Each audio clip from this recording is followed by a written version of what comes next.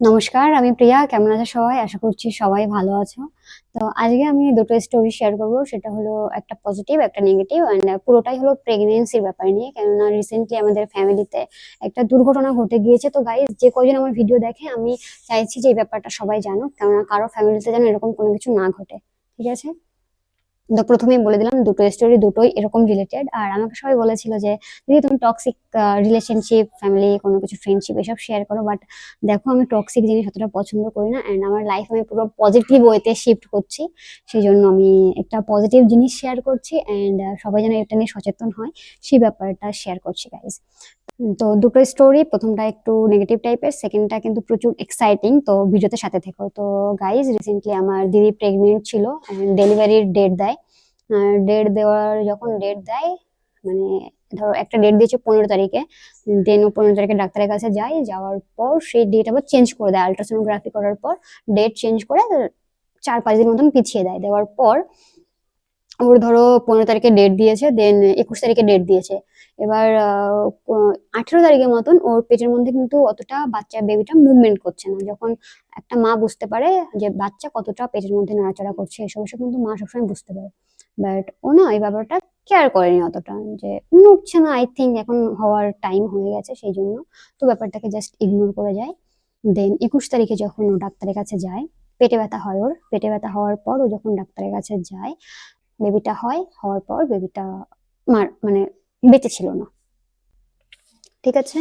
তো তোমাদের যদি কেউ ফ্যামিলিতে এরকম থাকে, কোনো দিদি বোন প্রেগনেন্ট, তো প্লিজ তাকে কল করে বলো, রিলেটিভস হলে, যে এই ব্যাপারটা প্রচুর সিরিয়াস। কেননা প্রচুর ঘটেছে আমার। এর আগেও একটা দিদির, ধরো এই দিদিটার একটা সেকেন্ড বেবি ছিল, বাট এর আগেও আমার একটা জেঠুর মেয়ের, হ্যাঁ ওটাও ধরো জেঠুর মেয়ে, জেঠুর মেয়েরও ফার্স্ট টাইম ও অতটা বুঝতে পেরেছিল না। দেন ওরও এই অ্যাক্সিডেন্টটা হয়ে গেছিল, মানে বাচ্চাটা বেঁচে ছিল না। দেন এবার আমার দিদির একটা সেকেন্ড টাইম বেবি ছিল। তো এ সেকেন্ড টাইম হয়ে গেছে ব্যাপারটা।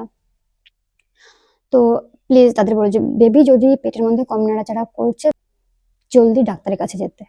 ফ্যামিলিতে সবাইকে বলতে, সবাইকে বলেও নি ব্যাপারটা। যখন পেটে ব্যথা শুরু হয়ে গেছে, ডাক্তারের কাছে নিয়ে যাওয়া হয়েছে।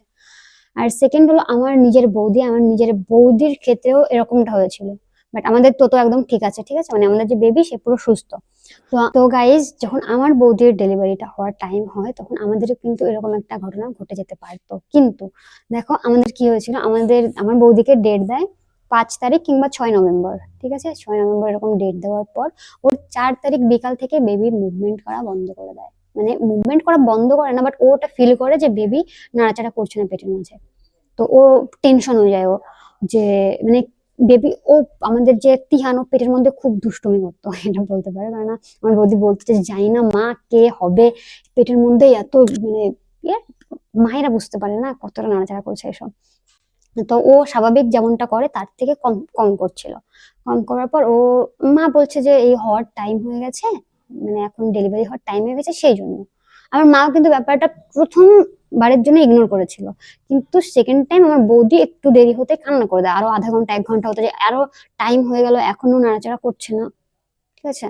তো তখন আমার বৌদি পুরো লিটারালি কান্না শুরু করে দেয়। কান্না শুরু করার পর স্বাভাবিক, ভাই যে মা 9 মাস ক্যারি করছে তারই বেশি হবে। আমরা তো বুঝতে পারছি না, আমাদের পেটের মধ্যে নেই, আমরা তো বুঝতে পারছি না যে কেমন ভাবে নাড়াচাড়া করতো আর কেমন ভাবে এখন করছে না। তো ও সেই ব্যাপারটা বুঝতে পেরেছিল, দেন ও কান্না শুরু করে দিয়েছিল। কান্না শুরু করার পর আমার মা আবার বাড়িতে ছিল না তখন, মানে ধরো বিকালের দিকেটা হয়েছে। আমার মা ওটা বলে বেরিয়ে গেছে বাড়ি থেকে, যে হওয়ার টাইম হয়ে গেছে তো সেই জন্য। এবার বেরিয়ে যাওয়ার পর আমার বৌদি যখন কান্নাকাটি শুরু করে দিয়েছে, তখন আমার দাদা তাড়াতাড়ি মা বাবাকে ফোন করেছে। বাবা মা কেউ বাড়ি ছিল না, মানে ধরো বাজারে গিয়েছিল।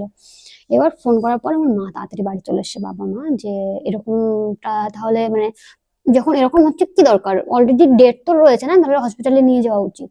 এবার তাড়াতাড়ি যে গ্রামে, আমরা গ্রামে থাকি, গ্রামের আশাকর্মী যে কাকিমারা থাকে তাদের কাছে ফোন করেছে, দেখো এরকম এরকম ব্যাপার। তারপর ওনারা অ্যাম্বুলেন্স পাঠালো হসপিটাল থেকে, হ্যাঁ হসপিটাল মানে বাড়িতে অ্যাম্বুলেন্স আসলো, বৌদিকে নিয়ে গেল হসপিটালে।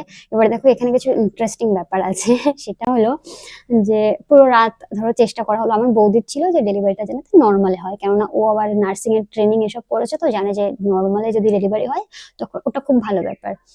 পুরো রাত ওকে, ধরো রাতে এখান থেকে 7টার সময় নিয়ে যাওয়া হয় হসপিটালে। দেন পুরো রাত ওকে চেষ্টা করা হয় যে যদি নর্মালি ডেলিভারি হয়, মানে ডাক্তাররা যেভাবে চেষ্টা করে ওষুধ টষুধ খাইয়ে, তো হয় না। সকাল 8টার দিকে ডাক্তার দাদাকে এসে বলে যে সিজার করতে হবে। দেন আমার মা আমার মা সিজার করতে হবে শুনে কান্না শুরু করে দিয়েছে। ওখানে সকালবেলার দিকে আমার বৌদির মা গিয়েছিল, আমার দাদা বৌদির মা হ্যাঁ রয়েছে। বাবাকে ফোন করেছে আমার দাদা যে ডাক্তার বলেছে বাবা যে বৌদিকে, মানে আমার বৌদিকে এখন সিজার করতে হবে। আমার বাবা বলছে ডাক্তার যখন বলছে সিজার করতে হবে ব্যাস কর নাও, আমি আসছি। এবার আমার বাবা কাকারা সবাই মিলে মানে জাস্ট পারমিশনটা দিল যে ডাক্তার যেটা বলছে সেটাই করতে হবে দাদাকে, বলে সবাই বাড়ি থেকে বেরিয়ে গেল। এবার আমিও যেতে চেয়েছিলাম বাট আমাকে নিয়ে যায়নি। কেমন এবার যাওয়ার পর এবার আমার মা কান্না করে যাচ্ছে লিটারেলি যে মানে সিজার সিজার একটা কি ব্যাপার, এরম এরম একটা ব্যাপার। এবার কিন্তু কিছুদিন আগে আমাদের এরিয়াতে একটা ব্যাপার হয়েছিল, একটা মেয়েকে সিজার করার পর পেটের মধ্যে কোনো একটা জিনিস রেখে দিয়েছিল, মানে অপারেশন করার কোনো একটা মানে তুলো টুলো কোনো কিছু একটা রেখে সেলাই করে দিয়েছিল। আমার ঠিক মনে নেই যে কি রেখে সেলাই করে দিয়েছিল। তারপর মেয়েটার পেট ফুলে গিয়ে মেয়েটা মারা যায়। ঠিক আছে, আর ওই ডাক্তারটা নেশাগ্রস্ত এরকম টাইপের ছিল। তো আমার মা প্রচুর ভয় পাচ্ছিল। দেন হসপিটালে সবাই মানে যারা আশেপাশে আরো ফ্যামিলিরা ছিল, অন্যান্য পেশেন্টের ফ্যামিলিরা, তারা সবাই মাকে বোঝাচ্ছিল যে দেখো মেয়ের মা কান্না করছে না, তুমি শাশুড়ি হয়ে কেন এত কান্না করছো। গাইস আমার মা আমার বৌদিকে প্রচুর ভালোবাসে, প্রচুর প্রচুর বিরাট ভালোবাসে এক কথায়। তো এবার আমার মা কান্না করে, এবার আমার মা আমাকে ফোন করে বলছে প্রিয়া একটু পুজো কর, বৌদিকে বলেছে যে সিজার করবে, মানে পুরো কান্না করতে করতে। আমি ফোন রেখে তাড়াতাড়ি নর্মালে মানে জাস্ট স্নানটা করে পুজো করতে লেগে গেছি যে ভগবান তুমি যদি চাও তো তুমি সবকিছু ঠিক রাখতে পারো। তো আমার যে বেবিটা হবে ও যেন ঠিক থাকে, এন্ড আমার বৌদির অপারেশন হবে আমার বৌদি যেন ঠিকঠাক থাকে। দেন ওই দিন আমি নর্মালি রাধা নাম জপ করতাম। ওই দিন আমি যে হরে কৃষ্ণ মহামন্ত্র, আমি জানি যে ওটা অনেক পাওয়ারফুল। হরে কৃষ্ণ মহামন্ত্র এই কলিযুগে এসে হরে কৃষ্ণ মহামন্ত্র সব থেকে পাওয়ারফুল। তো যে 108টা মালা হয়, 108 × 16, মানে পুরো 108 বার কমপ্লিট করে 16 বার এভাবে কমপ্লিট করেছি। ফোন আসে তারপর যে হ্যাঁ ছেলে হয়েছে, দুজনই ঠিক আছে। প্রচুর প্রচুর প্রচুর খুশি হলাম। এবার আমি দেখতে যাব, বলে কি না তুমি আজকে না তুমি কালকে আসবে, কেননা সবাই হসপিটালে বাড়িতে সবাই একটু মানে ফ্রেশ ট্রেশ হওয়ার জন্য আসবে, রান্না বান্না করে রাখতে হবে এরকম একটা ব্যাপার। তো আমি যেতে পারিনি। দেন কি হয় এবার শোনো, আমার দাদার সাথে আমার কনভারসেশন। আমার দাদা বাড়িতে আসে, রসগোল্লা নিয়ে আসে সবার জন্য, যে আশেপাশে সবাইকে মিষ্টি খাওয়াতে হবে। এবার দাদা বলে আমি স্নান করছি, তুই সবাইকে মিষ্টি দিয়ে এসে আমাকে খেতে দিবি। এবার আমি গিয়েছি পাড়ার সবাইকে মিষ্টি দিতে। মিষ্টি দিয়ে আমি বাড়ি এসে আমি যখন আমার দাদাকে খেতে দিচ্ছি, আমার দাদা আমাকে বলছে জানিস প্রিয়া হসপিটালে না একটা পেপারে সই করায় যে ইন কেস যদি বাচ্চা কিংবা মায়ের কোনো একটা অ্যাক্সিডেন্ট হয়ে যায় হসপিটাল কর্তৃপক্ষ দায়ী নয়। আমি যখন ওই পেপারটাই সই করছি আমার হাত কাঁপছিল জানিস। মানে আমার দাদাও কান্না করছিল ওখানে, কেননা আমার দাদা বৌদির লাভ ম্যারেজ হয়েছে। মানে আমার দাদা আর আমি যে আমরা টোটালি 24/7 আমরা শুধু যুদ্ধ করি, সেই ছেলেটা আমাকে বলছে জানিস, মানে প্রিয়া আমি বোন, যে আমার হাত কাঁপছিল। আমাকে মানে আমার দাদা মানে আমি যুদ্ধ করি বাট কতটা সফট ভিতরে। তো হ্যাঁ তারপর মানে আমার দাদা সত্যি প্রচুর কান্না করেছিল, আমার দাদা আর মা। বৌদির মা প্রচুর স্ট্রং, বৌদির মা পুরো পারফেক্ট ছিল। তারপর লেগে গেলাম আমরা দুজন। আমাকে বলে তুই নাম সিলেক্ট কর, কি নাম রাখতে হবে সোনার বেবিটার, কেননা 2-3 দিনের মধ্যে নাম বলতে হবে, কেননা যখন হসপিটাল থেকে বেরায় তখন নামটা বার্থ সার্টিফিকেট বানানোর জন্য সবকিছু দিতে হয়।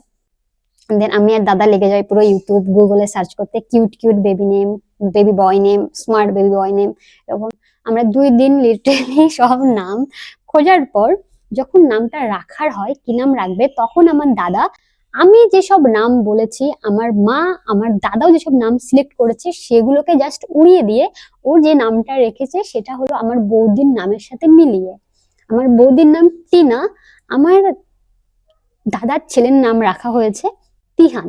টেনা তিহান, টেনা তিহান, মানে ওয়াইফকে ভালোবাসে। এটা খুব মানে একটা কিউট ব্যাপার যে আমরা 2 দিন ধরে এত খোঁজাখুঁজি করার পর সবকিছু জাস্ট বৌদির নামের সাথে নাম মিলিয়ে রেখেছিল। খুব খুব কিউট। দেন গাইস একটা কথা বলবো, আমি আমার চোখের সামনে আমার বৌদির সিজারের ব্যাপারটা দেখেছি, মানে সিজারের ব্যাপারটা মানে বাড়িতে আসার পর আই থিঙ্ক কয়দিন পর, ধরো 5-6 দিন পর বাড়িতে এনেছিল। আর আমি হসপিটালে 2 বার গিয়েছিলাম আমার তিহানকে, ছোট্ট তিহানকে দেখতে। এখন তো কথা বলাও শিখে গিয়েছে, ওরও 2 বছর বয়স। তো সিজার কোনো একটা ছোট অপারেশন না, যে ব্যাপারটা অনেক বড় অপারেশন। তোমার ফ্যামিলিতে যদি কারো হচ্ছে, দেন তাকে কখনো এটা বলো না যে সিজারই তো, কত মানে কি বলে ওটাকে, হাজারে হাজারে মেয়েদের হচ্ছে, লক্ষ লক্ষ মেয়েদের হচ্ছে, মোটেও না, প্রচুর কষ্ট হয়, উঠতে বসতে নড়তে চড়তেও কষ্ট হয় একটুখানি, ঠিক আছে? তো বাচ্চাটাকে তো কেয়ার করো খুদ, দেন বাচ্চার যে মা, তাকে ডবল কেয়ার করো, ঠিক আছে? কেননা ইয়ার প্রচুর কেয়ারের দরকার হয়, কারণ আমি আমার চোখের সামনে দেখেছি আমার বৌদিকে, ঠিক আছে? তো অলওয়েজ বি কেয়ারফুল এই ব্যাপারগুলোতে। যারা প্রেগনেন্ট, তোমার ফ্যামিলিতে যদি কারো থাকে এরকম মানে প্রেগনেন্ট ব্যাপারটা, প্লিজ তাদেরকে ভিডিওটা শেয়ার করো, যে তারা যেন ভুলটা না করে। প্রথমত যে যদি বাচ্চা মুভমেন্ট কম করছে, দেন যেন ইগনোর না করে ব্যাপারটাকে, যে এখন করছে না তো একটু পর আবার ঠিক হয়ে যাবে, একদমই না। যখনই দেখছো যে কোনো কিছু একটা অসঙ্গত কোনো কিছু, তখনই ডাক্তারের কাছে যাও, ফ্যামিলির সবাইকে জানাও, দেন ডাক্তারের কাছে যাও, ইগনোর করো না। আর দ্বিতীয়ত, যে যে মাটা, মায়ের প্রচুর কেয়ার দরকার হয় এই সময়ে, প্লিজ মাটাকে প্রচুর কেয়ার করো, কেননা প্রচুর হরমোনাল চেঞ্জেস হয় বডিতে। তাদের সামনে যদি এরকম কোনো কিছু বলো যে এগুলো তো নর্মাল ব্যাপার, লক্ষ লক্ষ মেয়েরা করছে, লক্ষ লক্ষ মেয়েদের সাথে হচ্ছে, দেন প্রচুর একটা বাজে ব্যাপার। তো প্লিজ তাদের কেয়ার করো, টেক কেয়ার করো।